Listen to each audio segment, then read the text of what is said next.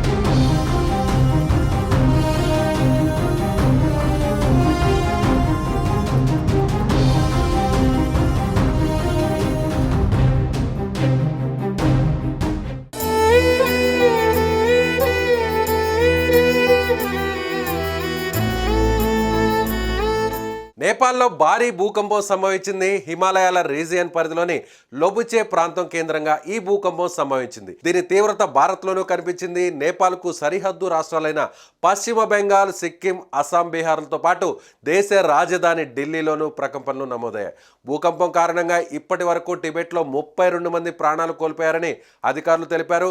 భారీగా ఆస్తి నష్టం కూడా సంభవించింది.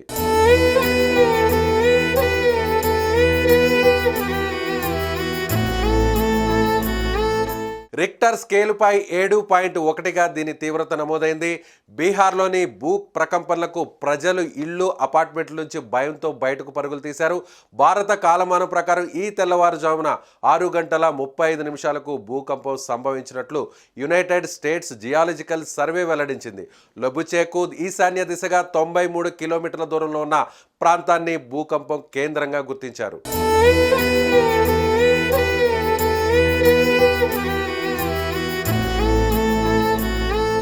ఇటీవల కాలంలో భూకంపాలు ఎక్కువగా సంభవిస్తున్నాయి. తెలంగాణ, ఆంధ్రప్రదేశ్ రాష్ట్రాల్లో గత డిసెంబర్లోనే 2-3 సార్లు భూమి కంపించి తెలుగు ప్రజలను భయకంపితులను చేసింది. ఇది మరిచిపోకముందే తాజాగా మరికొన్ని రాష్ట్రాల్లో భూకంపం చోటు చేసుకుంది. పొరుగు దేశాలు చైనా, నేపాల్, భూటాన్లో కూడా భూమి కంపించింది. మృతుల సంఖ్య మరింత పెరిగే అవకాశం ఉన్నట్లు తెలుస్తోంది.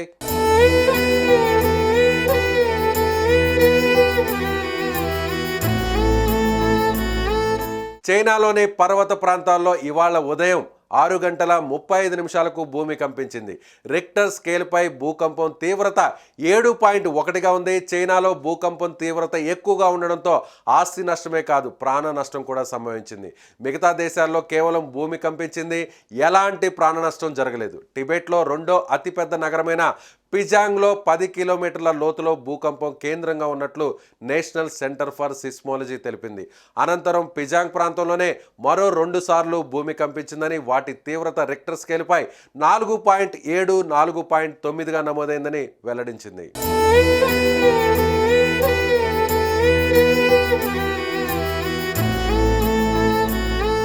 టిబెట్లోని పిగెట్స్ పట్టణంలో గత 5 ఏళ్లలో 29 సార్లు భూకంపం వచ్చింది. ఇవన్నీ 3 లేదా అంతకంటే ఎక్కువ తీవ్రతతో కూడుకున్నవని, 200 కిలోమీటర్ల లోతులో ఈ భూ ప్రకంపనలు చోటు చేసుకున్నాయని అధికారులు వెల్లడించారు. అయితే ఈరోజు ఉదయం సంభవించిన భూకంపంతో పోల్చితే ఇవన్నీ చాలా చిన్నవని చెబుతున్నారు.